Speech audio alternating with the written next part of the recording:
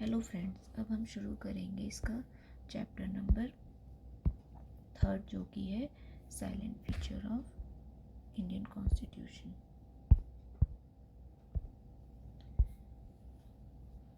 ठीक है, silent feature of Indian constitution. The term constitution refers to set of principles outlining the organization and function of the government as well as the relationship between the government and the people regarding their rights and duties। अभी क्या कह रहे हैं इसमें कि जो constitution है उसका मतलब है कि वो एक सेट ऑफ प्रिंसिपल है जो आउटलाइन करता है organisation and function of the government. मतलब कि जो कॉन्स्टिट्यूशन है वो एक प्रिंसिपल की गाइडलाइंस की तरह है, ठीक है। और ये जो है ऑर्गेनाइजेशन जो डिफरेंट होती हैं या फिर functioning of the government as well as relationship between the government and the people regarding their rights and duties को के प्रिंसिपल्स को आउटलाइन करता है या सेट करता है। The constitution is also describe as the fundamental law of land. Fundamental law of land क्या कह रहे हैं कि supreme law of state, basic law of the country, instrument of the government, rules of the state, basic structure of the polity, ground norms of the country. ये सब इन सब का क्या कहने का मतलब है कि fundamental law of the land का मतलब कि इसके ऊपर कोई लॉ नहीं है। किसके ऊपर? हमारे कॉन्स्टिट्यूशन के ऊपर, यही सुप्रीम है, ठीक है। दूसरा क्या कहा गया है? Supreme law of the state, सबसे ऊंचा जो हमारा कोई लॉ है वो यही है। फिर क्या? बेसिक लॉ भी यही है।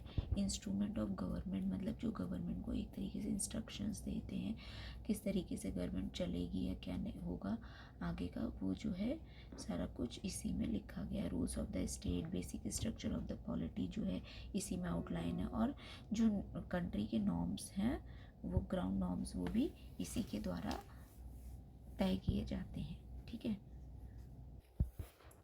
अब नेक्स्ट टॉपिक है क्या? Feature of the Indian constitution. इसमें क्या कहा गया है? अगर हम अपने कॉन्स्टिट्यूशन के फीचर्स देखें तो उसमें क्या है कि ये लेंथीएस्ट रिटन कॉन्स्टिट्यूशन है। मतलब initially the constitution of 1949 had the preamble, एक प्रीएम्बल थी, 395 आर्टिकल्स थे यानी और 22 पार्ट्स थे और 8 शेड्यूल थे। मतलब कि हमारा जो कॉन्स्टिट्यूशन है उसे कहा जाता है वो काफ़ी बड़ा है, मतलब वो उसकी लेंथ बहुत ज़्यादा है। जब हमारा कॉन्स्टिट्यूशन 1949 में बना था तब उसमें प्रीएम्बल थी, 395 आर्टिकल्स थे, 22 पार्ट्स थे और 8 शेड्यूल थे। और आज के दौर में देखा जाए तो उसमें 470 आर्टिकल हैं और 12 शेड्यूल्स हैं, ठीक है। उसके बाद है कि size attributed to diversity and vastness of India, historical factor and legal expertise in constituent assembly. अच्छा, तो ये तो एक तरीके से वो दिया गया कि मतलब ये एक तरीके से क्रिटिसिज्म समझो या जो भी समझो कि मतलब बहुत लेंथीएस्ट रिटन कॉन्स्टिट्यूशन है। तो फिर जो मतलब तर्क है इसका कि ये है कि जो हमारा कंट्री का साइज़ है उसके अकॉर्डिंग जितनी हमारी कंट्री में डाइवर्सिटी है, वास्टनेस है, जितनी विस्तारता है, ठीक है, और कुछ हमारे हिस्टोरिकल फैक्टर्स हैं और फिर जो लीगल एक्सपर्टीज़ थे जो कॉन्स्टिट्यूशन बनाने के टाइम पर या कॉन्स्टिट्यूएंट असेंबली में, तो इन सब ने मिलकर जो अपना मतलब योगदान दिया। तो ये कोई ऐसा नहीं है कि जानबूझ के इसे लेंथीएस्ट किया गया है, ये उस टाइम की ज़रूरत थी इसलिए ये बनाते वक्त लेंथीएस्ट हो गया है। इसको कोई मतलब इंटेंशनली लेंथीएस्ट नहीं किया गया। इसमें सारे जब ज़रूरी चीज़ें डाली गई, इंक्लूड किया गया सारे आर्टिकल्स वगैरह हर सेक्शन को लेकर सारे इनको सब पूरे मतलब देश के हर किसी भी तबके को छोड़ नहीं सकते थे ना, हर चीज़ इनको उसी में मेंशन करनी थी, तो वो करते करते उतना लेंथीएस्ट हो गया। फिर है कि सोर्स ऑफ द प्रोविजन क्या है? सोर्स ऑफ प्रोविजन क्या है? borrowed from various international constitution and the government of India Act 1935। अब इसमें क्या कह रहे हैं कि जो हमारे कॉन्स्टिट्यूशन का सोर्स है वो क्या है? हमने जो है बहुत सारे इंटरनेशनल कॉन्स्टिट्यूशन से अपना जो कॉन्स्टिट्यूशन के एक तरीके से बेसिक प्रिंसिपल्स हैं बहुत सारे वो जो है बोरो किए हैं, हमने कॉपी नहीं किए हैं, बोरो किए हैं, ठीक है। और गवर्नमेंट ऑफ इंडिया एक्ट जो 1935 था उससे भी काफ़ी हद तक हमारा जो कॉन्स्टिट्यूशन है आज का वो मिलता जुलता है। उसके बाद है कि structural part of the constitution, government of India act 1935, जो आज हमारे कॉन्स्टिट्यूशन का स्ट्रक्चरल पार्ट है, किस तरीके से मतलब स्ट्रक्चर उसका जो डिज़ाइन किया गया है या स्ट्रक्चरल पार्ट जो उसमें रखा गया है, कंसिडर किया गया है, वो जो है mostly government of India act 1935 से लिया गया है। फिर जो फिलोसफिकल पार्ट है जैसे कि फंडामेंटल राइट्स और डीपीएसपी वाला, वो जो है अमेरिकन कॉन्स्टिट्यूशन और आयरिश कॉन्स्टिट्यूशन से लिया गया है। फंडामेंटल राइट्स जो है वो अमेरिकन कॉन्स्टिट्यूशन से और जो डीपीएसपीज हैं वो आयरिश कॉन्स्टिट्यूशन से लिए गए हैं। फिर आता है कि political part of the constitution, ये जो है हमने जो है ब्रिटिश कॉन्स्टिट्यूशन से बोरोड किया है, क्योंकि ऑलरेडी हम पर ब्रिटिशर्स राज कर रहे थे, 200 साल का राज उन्होंने किया। फिर ये था ना कि अब हम किसी और चीज़ को अपनाते, प्रेसिडेंशियल टाइप ऑफ गवर्नमेंट, या तो हमने वही चीज़ करा जो ऑलरेडी मतलब हम मतलब यहाँ के लोग उसके बहुत हद तक फेमिलियर हो गए थे, ब्रिटिश कॉन्स्टिट्यूशन टाइप का जो उसका फ्रेमवर्क है, ठीक है, उसके अकॉर्डिंग और पॉलिटी भी उसके अकॉर्डिंग बहुत हद तक जो है मतलब फेमिलियर हो गई थी। तो इसीलिए जो पॉलिटिकल पार्ट है उसको ब्रिटिश कॉन्स्टिट्यूशन से प्रभावित है एक तरीके से। फिर फेडरल सिस्टम विद यूनिटरी बायस, मतलब फेडरल सिस्टम है, मतलब कि हमारे यहाँ अपने अपने स्टेटों में है, उनकी अपनी ऑटोनॉमी है, मतलब जितने भी स्टेट हैं इंडिया में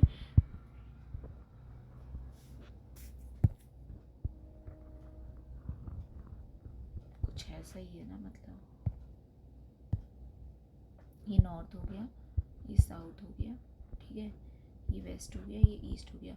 तो जो इंडिया का जो ये वाला पार्ट है, ये वाला पार्ट, ठीक है, तो ये वाले पार्ट में जो है क्या है कि सॉरी ये वाले पार्ट में नहीं, मतलब पूरे कंट्री में जो है यहाँ से यहाँ तक, मतलब तो यहाँ पे बहुत सारे स्टेट्स बटे हुए हैं, ठीक है, छोटे छोटे स्टेट्स बटे हैं, बड़े स्टेट हैं, अलग अलग हैं, लेकिन ये अपने आप में ऑटोनोमस हैं। ऐसा नहीं है कि भाई किसी के दबाव में तुम्हें रहना है या कुछ करना है। आप उनके अपने चीफ मिनिस्टर्स होते हैं, अपनी कैबिनेट होती है, अपनी असेंबली है, राज्यसभा, विधानसभा, उनकी अपना सब कुछ, वो फेडरल सिस्टम उनका चल रहा है।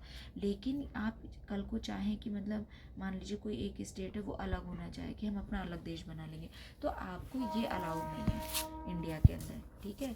आपको पहले क्या देखा जाता है यहाँ पे इंडिया में जो है, इंडियन टाइप में क्या होता है कि जो सिस्टम है उसमें क्या है, पहले हम पूरा देखते हैं, ठीक है, पूरा इंडिया है, फिर उसके बाद छोटे छोटे डिवाइडेड है उसमें आपस में। और जो अमेरिका वगैरह है वहाँ पे क्या है कि पहले जो है ये छोटे छोटे स्टेट थे, ये आपस में आए हैं, तब उन्होंने एक बड़ा सा अमेरिका या जो भी कहो यूनाइटेड स्टेट्स ऑफ अमेरिका का मतलब एक तरीके से निर्माण हुआ है। तो इन दोनों कॉन्सेप्ट में अलग अलग है। यहाँ पर जो है ये नहीं है कि इन लोगों ने आके एक संगठन का मतलब एक संघ बनाया हो ना, यहाँ पे पहले एक यूनिटरी मतलब पावर है, उसके बाद जो है छोटे छोटे पावर डिवाइडेड है। लेकिन अमेरिका का कॉन्सेप्ट बिल्कुल अलग है। तो जो हमारा सिस्टम है फेडरल विद यूनिटरी बायस, मतलब फेडरल तो हो आप, लेकिन यूनिटरी आपको फॉलो करना ही पड़ेगा। तो टर्म फेडरेशन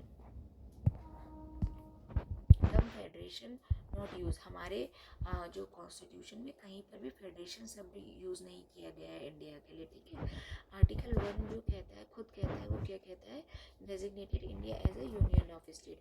हमें क्या कहा जाता है, आर्टिकल 1 में लिखा गया है इंडिया जो है वो यूनियन ऑफ स्टेट है।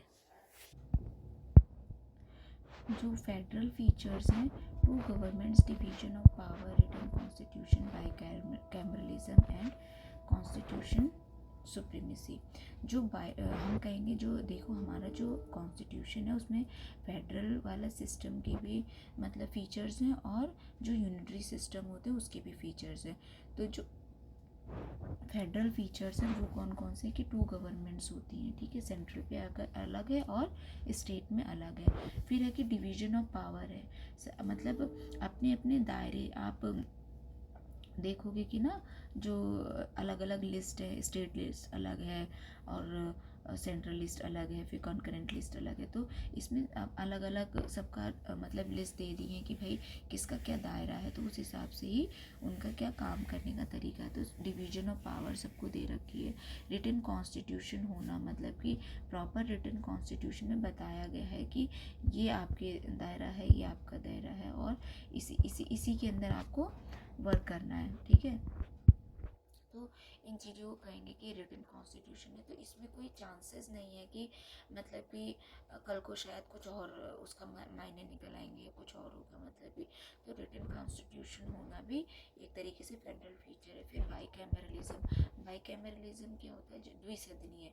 मतलब कि जैसे कि हमारे यहाँ पे एक अपर हाउस या लोअर हाउस है, जिसे कहते हैं लोकसभा और राज्यसभा, ठीक है।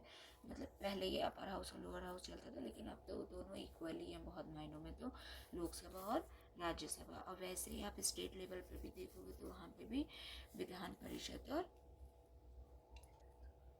विधानसभा, ठीक है। और हमारे यहाँ पे कॉन्स्टिट्यूशन की सुप्रीमेसी है। तो ये सब फेडरल स्ट्रक्चर हो गए। अब दूसरी बात है कि यूनिटरी फीचर्स कौन कौन से हैं। ये फेडरल फीचर्स थे, और अब यूनिटरी फीचर्स कौन कौन से। Strong central authority. हमारे यहाँ पे जो बहुत सारे ऐसी जगह पर हैं जहाँ पे जो है, जैसे कंकरेंट लिस्ट पे जो है क्या कहते हैं, जितने भी रेजिडुअरी पावर है वो सारी सेंट्रल की हैं, ठीक है। उसके बाद जो है जहाँ पर भी मतलब कि जो इंटरनेशनल रिलेशंस हो गया और जो कम्युनिकेशन वाले हो गए, तो जो सेंट्रल के पास है वहाँ पे ज़्यादा अहम मुद्दे रखे गए हैं। और जो स्टेट के पास है तो वो स्टेट रिलेटेड ही मुद्दे होंगे, वो इंटरनेशनल रिलेटेड मुद्दे उतने नहीं हैं। फिर है कि सिंगल सिटीजनशिप है। हमारे यहाँ पे डुअल सिटीजनशिप का कोई कॉन्सेप्ट नहीं है, जबकि आप अमेरिका में देखोगे तो वहाँ पे डुअल सिटीजनशिप है।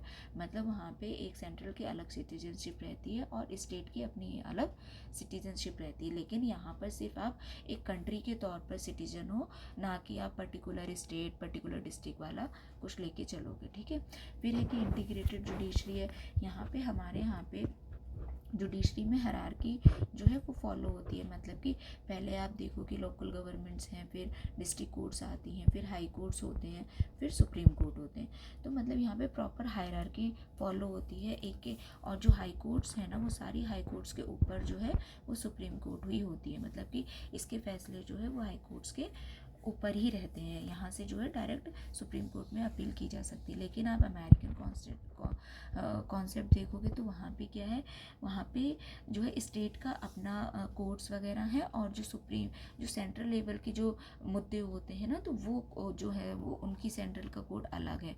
वहाँ पे इस टाइप वाली कोई हायरार्की फॉलो नहीं होती है, ठीक है। फिर है इमरजेंसी जो प्रोविज़न दे रखे हैं।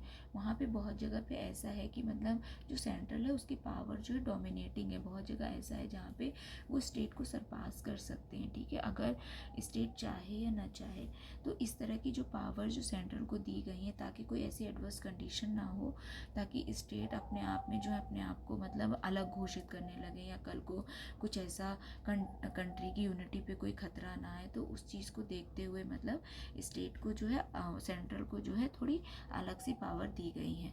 और जो इमरजेंसी प्रोविज़न है, जो हमारे यहाँ पे इमरजेंसीज लगती हैं, जैसे कि आपने देखा होगा जो प्राइम मिनिस्टर थी हमारी मिसेस इंदिरा गांधी, तो उनके टाइम पर लगी थी, ठीक है। और तो ये जो तीन टाइप की इमरजेंसीज होती हैं, फाइनेंशियल इमरजेंसी, प्रेसिडेंशियल इमरजेंसी, और एक और होती है स्टेट इमरजेंसी, नेशनल इमरजेंसी मतलब। तो ये जो तीन तरह की इमरजेंसीज होती हैं, ये मतलब कि इसमें जो है स्टेट को थोड़ा बहुत डोमिनेटिंग बनाया गया है। इन सब में स्टेट के पावर है इमरजेंसी डिक्लेयर करने की, नॉन डिक्लेयर करने की। प्रेसिडेंट के अंडर में वो चाहे तो किसी भी स्टेट में इमरजेंसी या किसी एरिया में जो है according to the situation emergency declare कर सकते हैं। हालांकि हर जगह पे जो है एक मतलब कि एक तरीके से बैलेंस, चेक एंड बैलेंस रखा गया है, लेकिन फिर भी उनके पास सुप्रीम पावर होती है थोड़ी बहुत। Rigidity and flexibility. इसमें क्या कहा गया है कि जो हमारा कॉन्स्टिट्यूशन है वो ब्लेंड्स है रिजिड, मतलब यूएसए का कॉन्स्टिट्यूशन कहा जाता है कि बहुत ज़्यादा रिजिड है वहाँ पे, मतलब बहुत ज़्यादा एक दूसरे के दायरे में जाकर आप काम नहीं कर सकते। स्टेट के अपने फंक्शंस हैं और सेंट्रल के अपने, वो दोनों अपनी अपनी जगह ही रहेंगे। लेकिन यहाँ पे हमारे यहाँ पे जो है ऐसा नहीं है। और अगर आप बहुत फ्लेक्सिबिलिटी देखो तो वो तो यूके में है, वहाँ पे बहुत फ्लेक्सिबिलिटी, वहाँ पे पहली बात तो रिटन कॉन्स्टिट्यूशन ही नहीं है। रिटन कॉन्स्टिट्यूशन नहीं होने का मतलब है कि वहाँ जैसे जैसे ज़रूरत पड़ती गई वैसे वैसे जो है, मतलब एक तरीके से जो जिस पे जुडिशरी ने केस सुनाते गए तो वो एक तरीके से उनका कॉन्स्टिट्यूशन बनता चला गया। उन्होंने पहले से कुछ डिसाइड कर, मतलब पहले से बस एक आउटलाइन तरह की डिसाइड कर रखी है। और फिर देखो ना, मतलब ये नॉर्मल भी है। ये लोग सोचो, हम जो है 1947 में जाके क्या कहते हैं आज़ाद हुए, फिर हमने 1949 में हमारा कॉन्स्टिट्यूशन बन के तैयार हुआ, फिर 1951 में क्या कहते हैं हमारा जो है पहला इलेक्शन हुआ, मतलब कितना लेट है। और इनके टाइम पे ये देखो तो हमसे 200-300 साल पहले चल रहे थे, मतलब ऑलरेडी। तो मतलब उनके यहाँ पे कुछ चीज़ें जो है, मतलब वहाँ पे एजुकेटेड लोग हैं, समझदार जनता है, तो उनको उतना मतलब चीज़ें समझाना नहीं था सब कुछ, ठीक है। उनके यहाँ बहुत आसान था हर चीज़ को उतनी अपनाना, ठीक है। लेकिन यहाँ के हिसाब से टाइम था, तो यहाँ पे रिटन कॉन्स्टिट्यूशन है। तो यूके का कॉन्स्टिट्यूशन बहुत फ्लेक्सिबल है और यूएसए का बहुत रिजिड है। लेकिन इंडिया को बोला जाता है कि ये दोनों का एक तरीके से ब्लेंड है या मिक्सचर है, मतलब कि ना तो बहुत ज़्यादा रिजिड है और ना ही बहुत ज़्यादा फ्लेक्सिबल है, ठीक है। फिर parliament forms the of government. हमारे यहाँ पे जो है पार्लियामेंट्री फॉर्म ऑफ गवर्नमेंट है। यूएसए में क्या है, वहाँ पे प्रेसिडेंशियल फॉर्म ऑफ गवर्नमेंट है, ठीक है। Parliamentary form of government based on the British Westminster model, executives are accountable to parliament. यहाँ पे हमारे यहाँ पे क्या है, जो हम ब्रिटिश वेस्टमिंस्टर मॉडल पे हमने जो है पार्लियामेंट्री फॉर्म ऑफ गवर्नमेंट को अपनाया है। यहाँ पे क्या होता है, जो एग्जीक्यूटिव्स होते हैं, मतलब जो लॉ जो बनाते हैं वो होते हैं लेजिस्लेटिव, जो असेंबली होती है उसके जो मेंबर्स होते हैं, मिनिस्टर्स होते हैं। और जो एग्जीक्यूटिव होते हैं जो उन लॉ को मतलब इम्प्लीमेंट करते हैं ऊपर से लेके नीचे ग्राउंड लेवल तक, ठीक है। तो ये जो है एग्जीक्यूटिव्स कहलाते हैं, जो उन लॉ को, जितने भी हमारे लॉ होते हैं उनको लागू करने में जो है एक तरीके से क्या कहते हैं सहायता करते हैं या लागू करवाते हैं, तो उन्हें एग्जीक्यूटिव कहा जाता है। तो हमारे यहाँ पे जो एग्जीक्यूटिव है वो अकाउंटेबल है टू पार्लियामेंट को, मतलब पूरी होल जो पार्लियामेंट है जिसमें एक प्रेसिडेंट होते हैं और दो, यानी कि लेजिस्लेटिव लोकसभा और राज्यसभा है, तो ये तीनों मिलके जो है क्या कहते हैं पार्लियामेंट बनाते हैं। तो हमारे जो एग्जीक्यूटिव्स होते हैं वो अकाउंटेबल होते हैं किसको, पार्लियामेंट को, ठीक है। फिर आता है क्या, synthesis of parliamentary sovereignty and judicial supremacy. हमारे यहाँ पे क्या है, सिंथेसिस है किस चीज़ का, पार्लियामेंट सोवरेनिटी। हमारे यहाँ पे पार्लियामेंट्री सोवरेनिटी भी है और जुडिशियल सुप्रीमेसी भी है। मतलब अगर आप अमेरिका में देखोगे, यूएसए में क्या है, वहाँ पे जुडिशियल सुप्रीमेसी है, मतलब वहाँ पे कोर्ट बहुत हद तक हर चीज़ में जो है इंटरफेयर कर सकती हैं।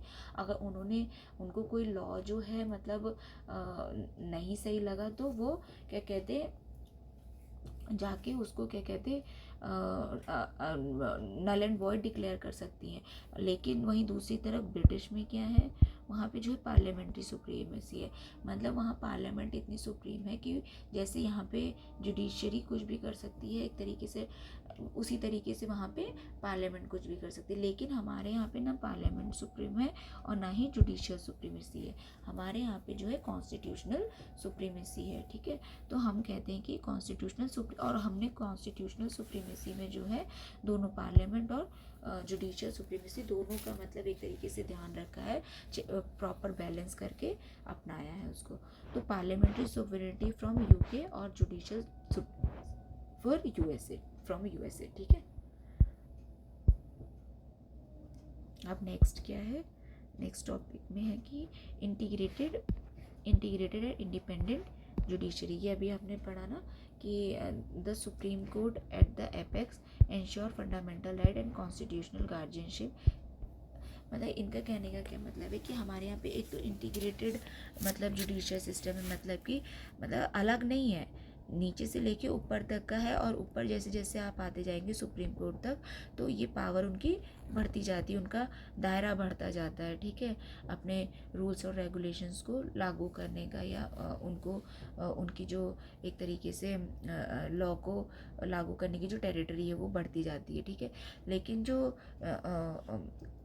और लोग और कंट्रीज़ हैं या यूएसए है, वहाँ पे ऐसा नहीं है, वहाँ पे जो है जुडिशरी इंटीग्रेटेड नहीं है, वहाँ पे स्टेट का अपनी जुडिशियल सिस्टम है और सेंट्रल का अपना जुडिशियल सिस्टम है। फिर आता है कि इंडिपेंडेंट जुडिशरी है, हमारी जुडिशरी किसी के प्रेशर में नहीं है, हमारी जुडिशरी भी इंडिपेंडेंट है। तो काफ़ी हद तक काफ़ी देशों की जुडिशरी जो है वो इंडिपेंडेंट है, लेकिन कहीं कहीं पे क्या है, ये जुडिशरी जो है पॉलिटिकली इन्फ्लुएंस्ड हो जाती है, मतलब जैसे नेताओं के इन्फ्लुएंस में आ जाती है कुछ पक्ष, और अपना मतलब बोलते हैं ना पर्सनल प्रॉफिट के चक्कर में जो है, तो उस तरीके की नहीं है हमारे यहाँ पे इंडिपेंडेंट जुडिशियल सिस्टम है।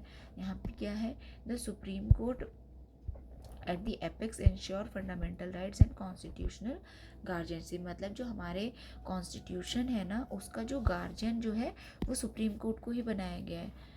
जो ये कोर्ट्स वगैरह है ना, इन लोगों को ही जो है मतलब हमारे जो कॉन्स्टिट्यूशन का सुप्रीम कोर्ट को गार्जियन बनाया गया, मतलब सब कुछ उनको तय करना है कि जो भी चीज़ हमारे कॉन्स्टिट्यूशन में लिखी है कंट्री उसके अकॉर्डिंग चल रही है या नहीं चल रही है, तो ये सुप्रीम कोर्ट तय करेगा, ठीक है। और हमारे जो फंडामेंटल राइट्स हैं यानी सिटीजन्स के जो फंडामेंटल राइट्स हैं उसको भी जो है इंश्योर करता है कौन, सुप्रीम कोर्ट और हाई कोर्ट। उसके बाद क्या है, हमारे यहाँ पे सिंगल जुडिशियल सिस्टम है enforcing both the central and state law, मतलब अगर स्टेट वहाँ पे क्या है यूएसए में क्या है, जो स्टेट लॉ है वो स्टेट जुडिशरी के उसमें आते हैं अंडर में, और जो सेंट्रल लॉ है वो सुप्रीम कोर्ट सेंट्रल जो जुडिशियल सिस्टम है उसके अंडर में आते हैं, ठीक है। लेकिन हमारे यहाँ ऐसा नहीं है, जो सिंगल जुडिशियल सिस्टम है एक ही जुडिशियल सिस्टम है और वो इन्फोर्स करता है बोथ सेंट्रल और स्टेट लॉज को, ठीक है। फिर क्या है, fundamental rights promotes political democracy through 6 right, हमारे यहाँ पे जो है कॉन्स्टिट्यूशन में प्रॉपर फंडामेंटल राइट्स दिए गए हैं सिटीजन्स को, और यहाँ के जो भी even citizens and non citizens दोनों को जो है हमारे यहाँ पे फंडामेंटल राइट्स प्रोवाइड किए गए हैं, ताकि पॉलिटिकल डेमोक्रेसी जो है वो मतलब कि एक तरीके से प्रमोट होती रहे, ठीक है। तो पहला जो इसको अभी हम आगे डिटेल में पढ़ेंगे, अभी यहाँ पे एक मोटा मोटा तरीके से दे दिया गया है। पहला क्या है, राइट टू इक्वालिटी, मतलब कि समानता का अधिकार। इसके अंदर कौन कौन से आर्टिकल आते हैं, आर्टिकल 14 से आर्टिकल 18 तक, ठीक है। उसके बाद सेकेंड है क्या, राइट टू फ्रीडम, इसमें कौन कौन से आर्टिकल आते हैं, आर्टिकल 19 से आर्टिकल 22 तक। फिर है राइट अगेंस्ट एक्सप्लॉयटेशन, इसमें आते हैं आर्टिकल 23 से आर्टिकल 24 तक। फिर है right to freedom of religion, ये है आर्टिकल 25 से आर्टिकल 28 तक। फिर है कल्चर एंड एजुकेशनल राइट, ये है आर्टिकल 29 से 30 तक। फिर है राइट टू कॉन्स्टिट्यूशनल रेमेडीज, ये है आर्टिकल 32। अभी हम इन्हें आगे जो है डिटेल में पढ़ेंगे, ठीक है। फिर हमारे कॉन्स्टिट्यूशन में जो है directive principle of state policies भी दे रखा है, फाउंड इन पार्ट 4, जो कि किसमें, पार्ट 4 में आर्टिकल 36 से 51 तक पाए जाते हैं। Aimed at establishing a social and economic democracy and welfare state, ये फंडामेंटल जो डायरेक्टिव प्रिंसिपल्स ऑफ स्टेट हैं पॉलिसी, ये क्या इंश्योर करते हैं कि एक तरीके से सोशल और इकोनॉमिक डेमोक्रेसी बनी रहे देश में, और जो है वेलफेयर स्टेट का कॉन्सेप्ट चलता रहे। मतलब कि सोशल और इकोनॉमिक डेमोक्रेसी मतलब क्या है कि एक तरीके से जैसे कि जब जो सरकार है वो देखो, अब जैसे कि अगर नॉर्मल जिस टाइम पे आज़ाद हुआ था उस टाइम के हिसाब से देखो आप देश को, तो क्या था, बहुत कुछ आज भी वैसे लोग हैं, जैसे कुछ बहुत अमीर हैं, कुछ बहुत गरीब है, कुछ भाई higher section of the society है, मतलब कि हायर कास्ट वगैरह वाला जो हमारे यहाँ पे इंडिया में एक कॉन्सेप्ट चलता है। कुछ लोग बहुत बिलो मतलब लोअर कास्ट को बिलोंग करते हैं, ठीक है। कुछ लोग ऐसे हैं जो समाज की मुख्य धारा में चल रहे हैं, कुछ लोग ऐसे हैं जो अननोटिस किए गए हैं, मतलब दूर दराज में ऐसे पड़े हुए हैं जो मुख्य धारा में शायद कभी आ ही नहीं पाते। अगर हमारे कॉन्स्टिट्यूशनल मतलब एक तरीके से DPSP वाला कॉन्सेप्ट नहीं होता या फंडामेंटल राइट वाला कॉन्सेप्ट नहीं होता। तो मतलब सब लोगों को जो है एक मुख्य धारा में लाने के लिए क्या है, डीपीएसपी जो है बहुत बहुत मतलब एक तरीके से अहम योगदान अपना प्ले करती है। किस तरीके से, मतलब ये इसमें ये है कि जैसे जो लोग नीचे हैं तो सरकार का ये कर्तव्य बनता है कि जैसे कि होता है ना, अब कुछ लोग जैसे कि नहीं चल पा रहे हैं, उन्हें कुछ सपोर्ट की ज़रूरत है, तो सरकार का ये कर्तव्य, सरकार उस तरीके से मतलब अपना रोल प्ले करेगी। जैसे कि घर में अगर एक बच्चा थोड़ा कमज़ोर है या थोड़ा मान लो हैंडीकैप है, तो उसको मतलब कि चलाने के लिए भाई सहारे की ज़रूरत पड़ती है, तो माँ बाप क्या करते हैं, उसको सहारा देते हैं। उसे हो सकता है बहुत दिन तक उसे हाथ पकड़ कर ही चलाना पड़े या उसकी सारी सेवा करनी पड़े। तो इस तरह के जो कॉन्सेप्ट है वो हमारी सरकार भी करती है। मतलब कि जो बहुत lower section of the society हैं या जो पिछड़े रह गए हैं, छूट गए हैं, जिन्हें कभी नोटिस नहीं किया गया है, ऐसी जनजातियाँ हैं, ट्राइबल पीपल्स हैं, ठीक है, महिलाएं हैं, बच्चे हैं और हैंडीकैप पीपल हैं, ट्रांसजेंडर्स हैं, तो मतलब इन लोगों ने बहुत सारा मतलब एक तरीके से डिस्क्रिमिनेशन सहा है कई सालों तक। तो इन्हें मुख्य धारा में लाने के लिए सरकार को अपनी तरफ से कदम उठाने पड़ेंगे। तो सरकार को कदम उठाने के लिए जो पावर मिलती है, एक तरीके से जो कह सकते हैं कि उन्हें गाइडलाइन दी गई है, वो जो है हमारे डीपीएसपी में दी गई है, जो कि पार्ट 4 आर्टिकल 36 से 51 तक है। इसमें जो है वेलफेयर स्टेट, मतलब कि वो बोलते हैं ना सबका साथ सबका विकास वाला कॉन्सेप्ट एक तरीके से दिया गया है। Non justiciable, non enforceable by court. अच्छा, ये जो डीपीएसपी जैसे फंडामेंटल राइट्स हैं, ये जस्टिसिएबल भी है और एनफोर्सेबल बाय कोर्ट भी है, लेकिन जो डीपीएसपी है ये नॉन जस्टिसिएबल है और नॉन एनफोर्सेबल बाय कोर्ट है। मतलब कि इनमें ये कहा जा रहा है, वैसे हम आगे डिटेल में पढ़ेंगे लेकिन मैं फिर भी आपको यहाँ पर बता देती हूँ इसका मतलब क्या है। नॉन जस्टिसिएबल ये है कि मान लो कि आपका कोई, जैसे कि अभी मैं मतलब मैं गरीब हूँ बहुत और मुझे किसी चीज़ की ज़रूरत है, या फिर मान लो कि मैं जहाँ पे रहती हूँ वहाँ पे सबके पास मतलब बड़े बड़े बंगले और 4-5 गाड़ियाँ हैं, लेकिन वही मैं हमारे घर में पुराने टाइम से नहीं था उतना पैसा और हम गरीब हैं। अगर मान लो कोई सेक्शन ऑफ सोसाइटी गरीब है, अब वो जाके सरकार से ये नहीं कह सकता कि भाई उसके पास 4 गाड़ियाँ हैं तो मेरे पास भी 4 गाड़ियाँ होनी चाहिए। तो क्योंकि वेलफेयर स्टेट का तो कॉन्सेप्ट है और आपको सबको मुख्य धारा में लाना है, तो मतलब तो आप जो है कि मुझे भी 3-4 गाड़ियाँ जो है खरीद के दो और मुझे भी जो है बंगला खरीद के दो। मतलब आप इस चीज़ के लिए ना कोर्ट में नहीं जा सकते कि सरकार जो है आपकी ये डिमांड पूरी नहीं कर पा रही, क्योंकि वहाँ पे ये लिखा गया है कि जो डायरेक्टिव प्रिंसिपल हैं वो उस तरीके से देखे जाएंगे कि भाई सरकार की क्षमता भी कितनी है, सरकार अपनी क्षमता के हिसाब से वेलफेयर वाला कॉन्सेप्ट चलाएगी। ये नहीं है कि मतलब कि आपने कुछ भी डिमांड कर ली और वो पूरा करना उनका कर्तव्य, क्योंकि कॉन्स्टिट्यूशन में लिखा हुआ है, नहीं। और ये नॉन एनफोर्सेबल बाय कोर्ट भी है। मतलब कि ऐसा नहीं है कि आप जो है किसी भी चीज़ के लिए जो है मतलब जो है उसके पास एक तरीके से जो कोर्ट वगैरह है, जुडिशियल सिस्टम है, उसके पास चले जाओगे कि नहीं आप ज़बरदस्ती जो है सरकार से ये चीज़ें लागू करवाओ और आपको तो, वरना मतलब कि फिर आपने कैसे कॉन्स्टिट्यूशन के, मतलब आप कॉन्स्टिट्यूशन के हिसाब से काम नहीं कर रहे हो अगर आप ये चीज़ पूरी नहीं कर पा रहे। तो ये ऐसा कोई कॉन्सेप्ट नहीं है, ठीक है।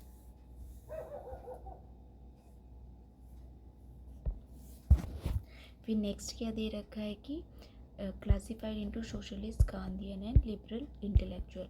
मतलब ऐसा कुछ, मतलब कॉन्स्टिट्यूशन में पर्टिकुलरली जो है डिवाइड नहीं किए गए थे, लेकिन उसमें से कुछ कॉन्सेप्ट देख के लगता है कि वो सोशलिस्टिक है, कुछ लगता है गांधीयन है और कुछ लगता है लिबरल इंटेलेक्चुअल है। गांधीयन मतलब इस तरीके से इनको देख के लगता है जैसे गांधी जी कुछ चाहते थे ना कि ये चीज़ें जो है कॉन्स्टिट्यूशन में शामिल हो, मतलब ये मुद्दे भी रखने चाहिए, तो उनको जो है शामिल किया गया है। तो डीपीएसपी में जो कॉन्सेप्ट आए हैं ना, तो उनको जो है एक तरीके से कह दिया गया है कि ये गांधीयन कॉन्सेप्ट पर है। मतलब ऐसे पर्टिकुलर उनको डिवाइड नहीं किया गया, लेकिन याद करने या सेग्रीगेट करने के तौर पर आप कह सकते हैं कि जो वो डीपीएसपी हैं वो सोशलिस्ट, गांधीयन और लिबरल इंटेलेक्चुअल 3 तरह के हैं, ठीक है।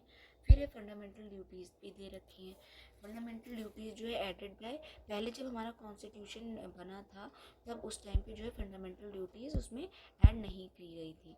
ये जो है later according to the situation जो है, जब जनता गवर्नमेंट आई थी आई थिंक, तो उन्होंने जो है ये फंडामेंटल ड्यूटीज़ को जो है ऐड किया था बाय 42nd अमेंडमेंट स्पेसिफाई क्या करती हैं, जो 11 ड्यूटीज़ इन आर्टिकल 51A, ठीक है। इसमें जो है 11 ड्यूटीज़ दी गई हैं जो कि 42nd अमेंडमेंट द्वारा ऐड की गई थी। ये भी नॉन जस्टिसिएबल इन नेचर है, मतलब कि आप ये नहीं कह सकते कि भैया ये फॉलो नहीं हुई हैं तो पर्टिकुलर इंसान को जो है पकड़ के जेल में डाल दिया जाएगा। अगर उनके लिए प्रॉपर लॉ बनाए जाएंगे तब तो उन चीज़ों को फॉलो करना पड़ेगा, लेकिन क्योंकि सिर्फ कॉन्स्टिट्यूशन में लिखी हुई हैं तो हाँ ये बात है कि भाई वो ड्यूटी है, आपको उसकी जिम्मेदारी लेनी पड़ेगी, लेकिन उसके लिए एज सच जो है पनिशमेंट का प्रावधान अभी तक तो नहीं है फिलहाल। फिर नेक्स्ट कॉन्सेप्ट, नेक्स्ट में क्या दे रखा है कि सेक्युलर स्टेट वाला। सेकुलर स्टेट मतलब क्या है, term secular was added to the preamble in 42nd constitutional amendment in 1976। जो सेकुलर वाला जो वर्ड है ना, ये भी हमारे कॉन्स्टिट्यूशन में या हमारे प्रियम्बल में जो है पहले से नहीं था, इसे ऐड किया गया है 42nd कॉन्स्टिट्यूशनल अमेंडमेंट 1976 द्वारा, जो प्रमोट करता है क्या, equal respect for all religion. मतलब कि सारे रिलीजन्स के लिए जो है हमारे देश में जो है इक्वल रिस्पेक्ट जो है की नज़र से देखा जाता है, और सबको जो है इक्वल प्रोटेक्शन मिला हुआ है, किसी के साथ कोई रिलीजियस तौर पर भेदभाव नहीं होगा, as oppose to western secularism complete separation. मतलब कि जो हमारा इंडियन कॉन्सेप्ट ऑफ सेकुलरिज्म है वो वेस्टर्न सेकुलरिज्म से बिल्कुल मतलब अलग है एक तरीके से। मतलब जो वेस्टर्न सेकुलरिज्म है वहाँ पर क्या होता है कि वहाँ पर जो है वो मतलब कि वो ये कहते हैं कि हमारा किसी भी रिलीजन से कोई लेना देना नहीं है। आप रिलीजन वाले मैटर जो हैं वो स्टेट के अंडर नहीं आते, मतलब वो जो है कंप्लीट सेपरेट करके रखा है उन्होंने। उनके लिए प्रॉपर जो अलग से पादरी वगैरह हैं जो उनके वो जो है वो देखते हैं वो वाला, मतलब कि ये है यहाँ पे क्या, मतलब कि वो जो है अपने आप को रिलीजियस मैटर से अलग रखते हैं। ये स्टेट के दायरे में, मतलब जो पॉलिटी है वहाँ की, उसमें जो है ये सेकुलरिज्म उसमें इंक्लूड नहीं होता। हमारे यहाँ पे है कि सबको बराबर का जो है क्या कहते हैं एक तरीके से रिस्पेक्ट मिलेगी, लेकिन वहाँ पे कहा गया है कि हम भेदभाव भी नहीं करेंगे, हम किसी को प्रमोट भी नहीं करेंगे, हमारा कोई लेना देना नहीं है रिलीजन से, ठीक है। फिर क्या है, आर्टिकल प्रमोटिंग सेकुलरिज्म। जो कॉन्स्टिट्यूशन में, जो इंडियन कॉन्स्टिट्यूशन में आर्टिकल हैं जो प्रमोट करते हैं सेकुलरिज्म को, वो कौन कौन से हैं, 14 है, 15 है, आर्टिकल 16 है, 25 से 30 तक है, और आर्टिकल 44 है। 44 आर्टिकल जो है वो किससे रिलेटेड है, अभी हम पढ़ेंगे, यूनिफॉर्म सिविल कोड से रिलेटेड है, ठीक है। फिर आता है यूनिवर्सल एडल्ट फ्रेंचाइज। इसमें क्या कहा गया है कि जो यूनिवर्सल एडल्ट फ्रेंचाइज का मतलब क्या होता है कि सबको वोट देने का अधिकार। अब ये हम देखो क्या है, हमारे देश में 18 साल के जो भी अबव 18 है वो सभी जो है वोट देने के लायक है, लेकिन जो पहले जो था क्या था, 21 साल थी जो एज थी। तो ये जो है 61 कॉन्स्टिट्यूशनल अमेंडमेंट 1989 के बाद जो है इसको घटा के 21 साल से 18 साल किया गया, ठीक है। तो ये जो है हमारे यहाँ पे सबको जो है मतलब यूनिवर्सल एडल्ट फ्रेंचाइज वाला कॉन्सेप्ट जो है फॉलो किया जाता है। फिर हमारे यहाँ पे सिंगल सिटीजनशिप है। Citizens enjoy uniform political and civil rights throughout India like the US where state citizenship exist. मतलब कि हमारे यहाँ पे अगर आप इस देश के नागरिक हो तो आप कहीं भी चले जाओ देश में, ठीक है, आपके साथ कोई ऐसा नहीं है कि मतलब कि वहाँ पे तो पता है क्या है कि एक स्टेट से दूसरे स्टेट, मतलब यूएसए जैसी कंट्रीज़ में आप पर्टिकुलर एक स्टेट से दूसरे स्टेट में भी जा रहे हो ना, तो वहाँ पे आप एक तरीके से उस तरीके से समझ लो जैसे फॉरेन कंट्री नहीं होती उस टाइप में। अभी हमारे लिए ऐसा नहीं है, हमें जो इक्वल राइट मिलते हैं हम पूरे इंडिया में कहीं पे भी चले जाएं, तो हमारे लिए ये एक अच्छी बात है कि भाई सिंगल सिटीजनशिप होने के बाद जो है हम जो है सारे पॉलिटिकल और सिविल राइट्स जो है इंजॉय कर जा पाते हैं पूरी थ्रू आउट द इंडिया। जबकि यूएसए और वहाँ पे अलग अलग मतलब स्टेट्स में रहने वाले लोग इस बात को इंजॉय नहीं कर सकते। फिर क्या है, इंडिपेंडेंट बॉडीज़। मतलब कि और हमारे यहाँ पे ना स्मूथ फंक्शनिंग के लिए जैसे कॉन्स्टिट्यूशन जो है ठीक तरीके से, जो इसमें जो प्रोविजंस दिए गए हैं वो ठीक तरीके से चल सके, तो इसके लिए क्या है, कुछ इंडिपेंडेंट बॉडीज़ बनाई गई हैं जो डेमोक्रेटिक इंस्टीट्यूशन के लिए बहुत इसेंशियल है, मतलब बहुत ज़रूरी है। ऐसी कौन सी हैं? पहले जैसे इलेक्शन कमीशन, फिर controller and auditor general of union and state public service commission. ठीक है, तो controller and auditor general, union and state public service commission और इलेक्शन कमीशन। तो ये सब जो है इंडिपेंडेंट बॉडीज़ हैं, मतलब कि ये जो है डेमोक्रेटिक जो वैल्यूज़ हैं जो है उन्हें एक तरीके से उनके सेफ गार्ड के लिए जो है इन्हें बनाया गया है। फिर हमारे यहाँ पे इमरजेंसी प्रोविज़न है जो इंश्योर करते हैं नेशनल सोवेरेनिटी एंड सिक्योरिटी थ्रू।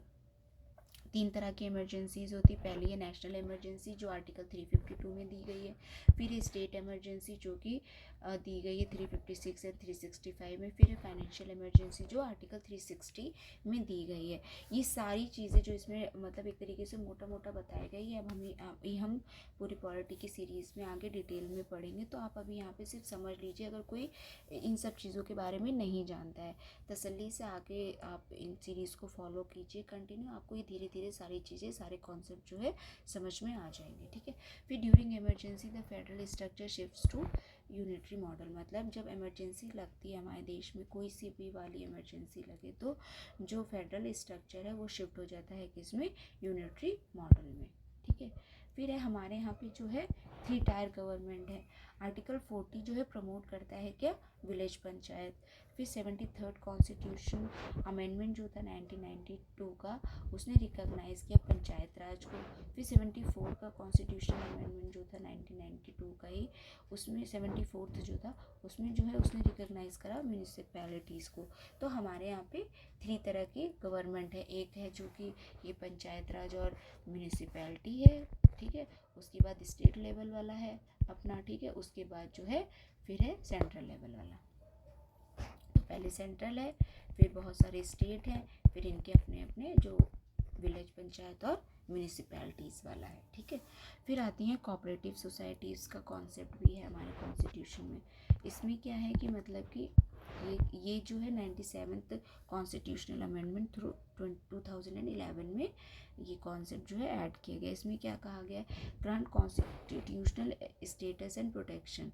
इनको जो है 97th कॉन्स्टिट्यूशनल अमेंडमेंट 2011 के तहत जो है कॉन्स्टिट्यूशनल स्टेटस और प्रोटेक्शन प्रदान किया गया। मतलब पहले से थे तो, लेकिन क्या कहते हैं मतलब कॉन्सेप्ट तो था कोऑपरेटिव सोसाइटी वाला, लेकिन मतलब उनको कॉन्स्टिट्यूशनल स्टेटस और प्रोटेक्शन नहीं मिला हुआ था। तो ये चीज़ उन्हें 2011 में प्राप्त हुई। क्या करते हैं ये, इसमें क्या होता है कि recognise the right to form cooperative societies as a fundamental right under article 19। तो कोऑपरेटिव सोसाइटीज़ बनाना या कोऑपरेटिव्स बनाना जो है अब जो है लोगों का हमारे देश में जो है मतलब एक तरीके से फंडामेंटल राइट हो गया है। किसके अंडर में, आर्टिकल 19 के अंडर में। फिर है कि न्यू DPSP ऐड किया गया, promotion of the cooperative society, जो कि है आर्टिकल 43B। मतलब सिर्फ फंडामेंटल राइट ने, एक DPSP भी यूज़ किया गया, मतलब कि इंक्लूड किया गया, जो कि प्रमोट करता है cooperative societies under article 43B। फिर है कि ये पार्ट 9B में dedicated to cooperative society article 243ZS से 243ZT तक।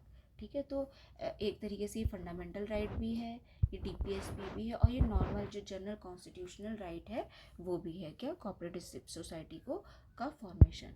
अब जो ये आगे जो बच्चे हैं क्या, parts of the Indian constitution और schedule of the Indian constitution, ये हम नेक्स्ट पार्ट में कवर करेंगे। ठीक है, अभी हम इसको यहीं पे